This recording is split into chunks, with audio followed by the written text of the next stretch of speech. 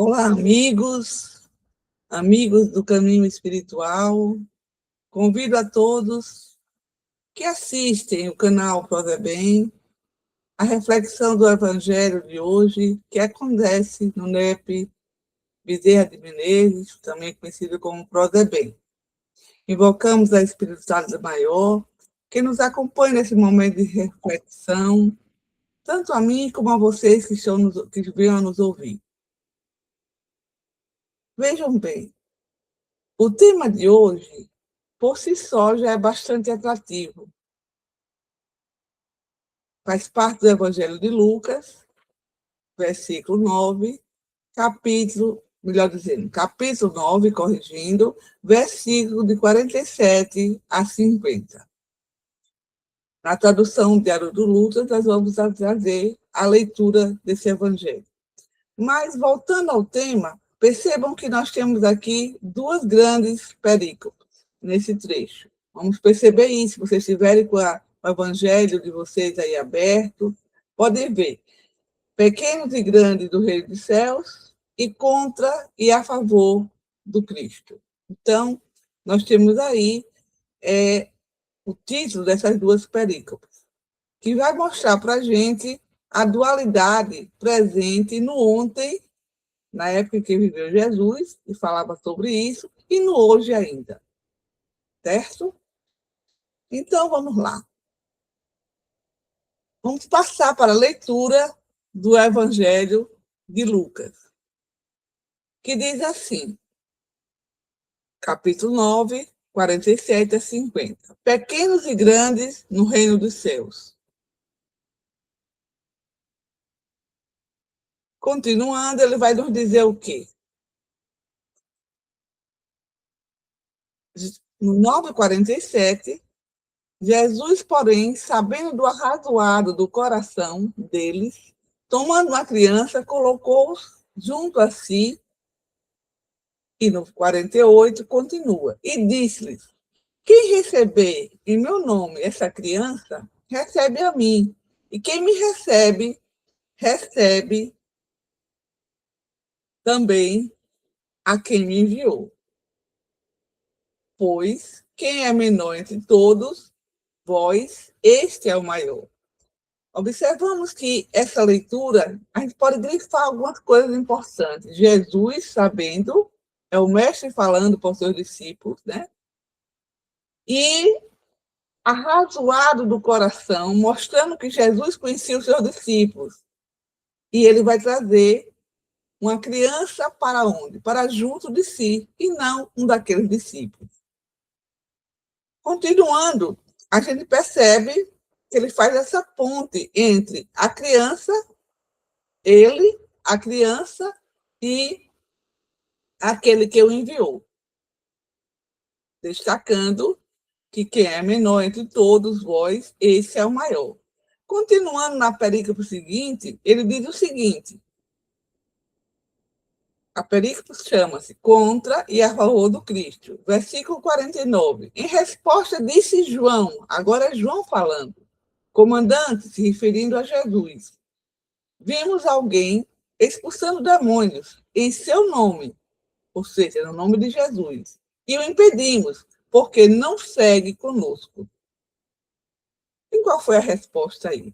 Jesus diz, não impeçais, porque quem não é contra nós é por nós. Vamos, então, perceber aqui que nós temos aqui uma lição de vida entre a divisão e a unidade. A divisão e a unidade. O tempo inteiro Jesus está nos ensinando em Lucas isso aí. E não só em Lucas, nos demais evangelistas. Nos dando a lição de que, nos fazendo um convite, nos dando a lição, que o olhar de caridade, de amor, de amparo ao fraco, de fé, humildade e simplicidade é importante. E que aquele que quiser ser o primeiro, seja o último, o servo de todos. É o que ele diz. Prossigamos. Vamos aprofundar a luz da doutrina, nossa doutrina espírita, né? Lá em Luz do Mundo, no capítulo 18, Servo de Todos, Amélia Rodrigues chama atenção para algumas palavras que está aí no Evangelho. Que vier discutindo pelos caminhos. Ela explica com as palavras, aí nessa psicografia de Divaldo Franco, que era percebido por Jesus que, apesar deles falarem do reino aos seus discípulos, das suas realizações, eles ainda estavam vazios de ideais. Jesus, que se fizer igual, testemunhando a nobreza da sua compreensão permanente e ajudando-os aos discípulos e aos discípulos, ele fica, né, pensando, possivelmente, o que é que está aqui acontecendo? É claro que essa indagação que Jesus fez a eles os surpreende, como fossem crianças espirituais, disputadoras da ilusão. Explica isso também, Amélia. Elas estão disputando o quê? Quem dentre nós aqui será o maior? No contexto do conceito de Rabi. Qual será o maior no reino dos céus? Isso, Amélia, falando naquele contexto dessa época. Bom, aí vem a questão do reino dos céus, que é trazida aí nessa reflexão que nos conduz, Amélia.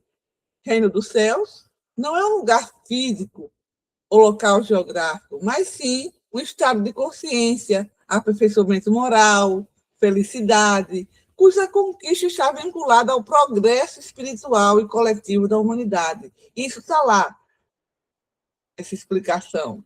No Livro dos Espíritos, Kardec, né? Item 1, e também no Evangelho segundo o Espiritismo, no caso, capítulo 11, 3 e 4, e também no 18. Em Rumo Certo, Emmanuel, através de Chico Xavier, no capítulo 14, Escândalos de Nós, fala sobre a lição de vida, nos chamando a que a gente possa lembrar a lição de vida e a constante do livre-arbítrio a conclamarmos ao próprio burilamento e utilizarmos o empréstimo das horas que nos é concedido nos recursos em mão. Então, que a gente possa aproveitar as oportunidades que o tempo nos faculta a todo instante para compreender as inovações de que sejamos carecedores. Aí aparece aí a questão da lei do livre-arbítrio, né? Está lá na questão 835, 850 do Livro dos Espíritos, de Kardec, que diz assim: a consciência é um pensamento íntimo que pertence ao homem, como todos os outros pensamentos, e este tem liberdade de pensar, tem de agir. Ou seja, aquele tem de pensar, tem de agir também. Ou seja, ele tem um direito de escolha, que a gente chama de lei do livre-arbítrio. Então, é um convite feito por Emmanuel e fazendo essa ponte com a nossa consciência, o nosso reino do céu que está nela, no nosso estado de consciência, e não no espaço físico, né? Bom,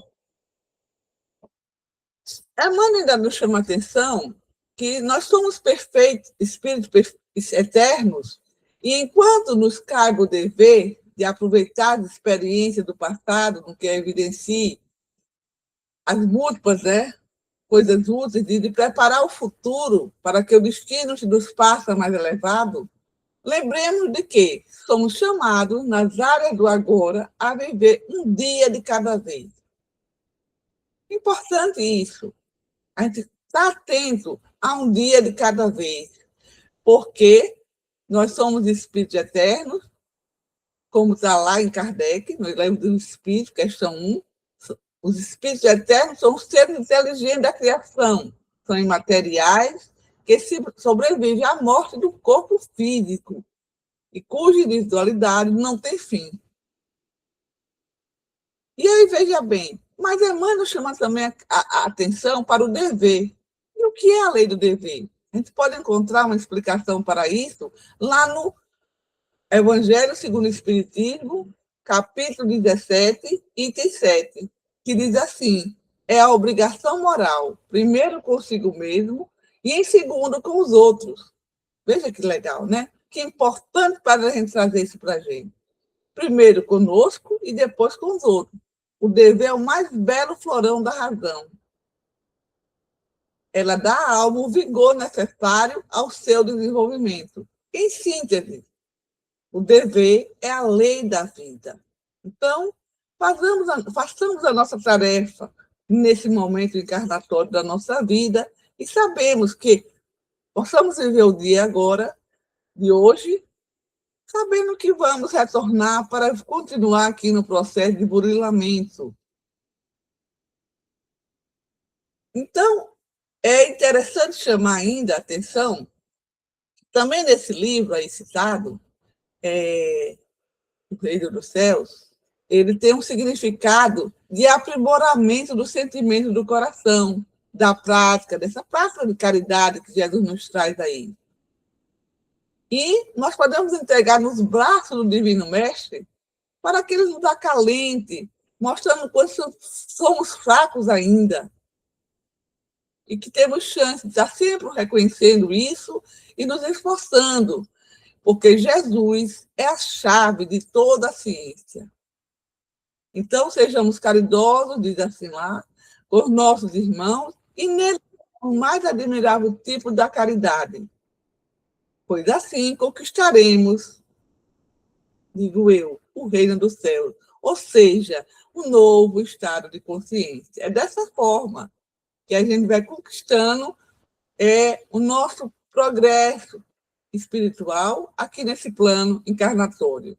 Sabemos que erros teremos inúmeras vezes, déficits ainda serão enormes, mas vamos caminhando, né, na direção de uma vida melhor.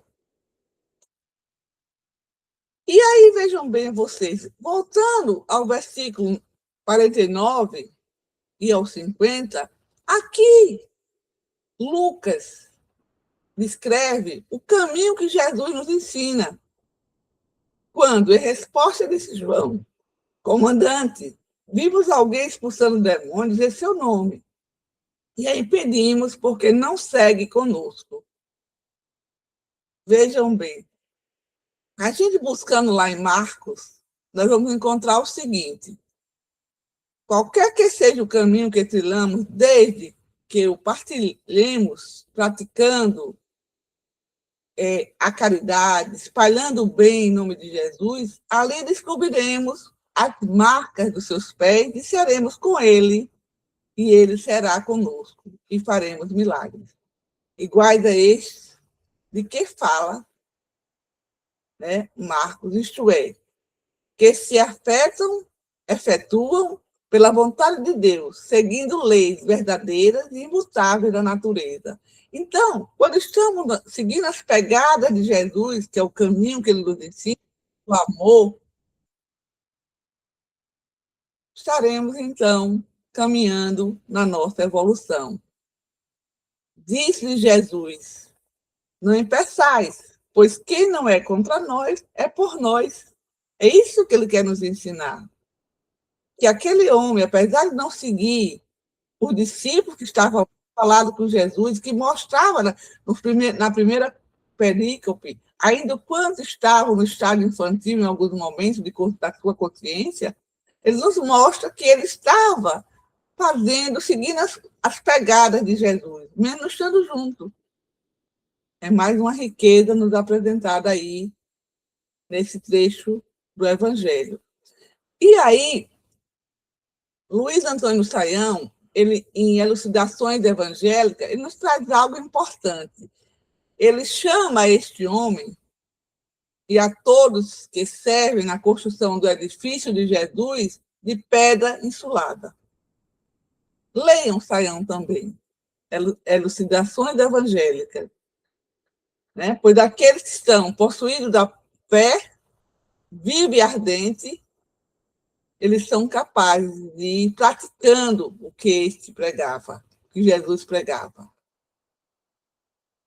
Uma maravilha, para a gente aprender a todo instante que não julguemos os outros, mas nos preocupamos com o nosso burilamento, com o nosso trabalho, com a nossa caminhada, procurando, na medida do que nos é possível, mesmo que ainda nesse estágio infantil de dualidade, de divisão, a gente ainda possa ir percebendo a caridade por nós, por estar nesse estado, e pelo irmão que caminha ao nosso lado.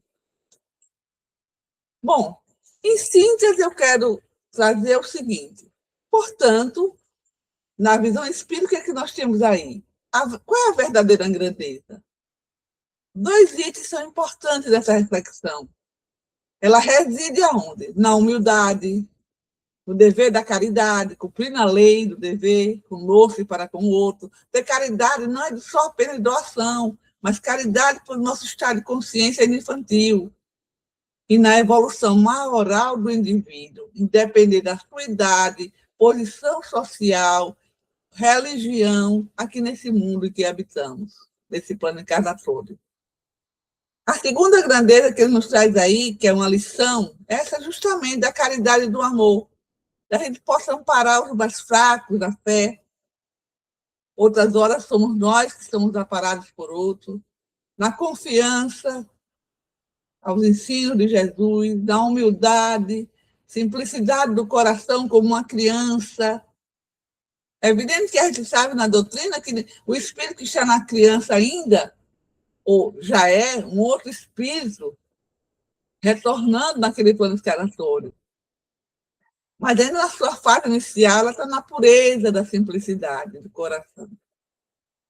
Isso vai evoluir de acordo com o que ela construiu ao longo da sua encarnação anterior e está construindo nessa. Pratiquemos, então, essa caridade, esse olhar amoroso e a vivência dos ensinos de Jesus, seguindo o seu caminho, ou seja, seguindo suas pegadas, pois a pureza do coração é inseparável da simplicidade e da humildade. Bom, o que temos aqui? Deixar aqui uma reflexão para vocês. Que reflexão é essa? A verdadeira pureza não está nas aparências, mas na forma como escolhemos sentir, agir e olhar o mundo. Está ao nosso redor, está dentro de nós. Então, ser simples é ser verdadeiro, se reconhecendo em que nível de consciência está, ser humilde é ser grande diante de Deus, que possamos assim cultivar um coração leve, sincero e cheio de boas intenções. Ou seja, o que é que nos diz dessa doutrina linda, essa reflexão aqui desse trecho do Evangelho, essas 2 perícopes? O maior é aquele que serve a Deus no amor, no caminho de Jesus. Aproveito para agradecer a todos e até uma próxima oportunidade. Lembrem, estudem, leiam, frequente a casa espírita, não apenas para sua passe ou para ouvir a doutrinária, para colocar o seu tempo dentro do que é possível para você, as suas limitações, sejam elas quais forem, ao serviço do Mestre Jesus.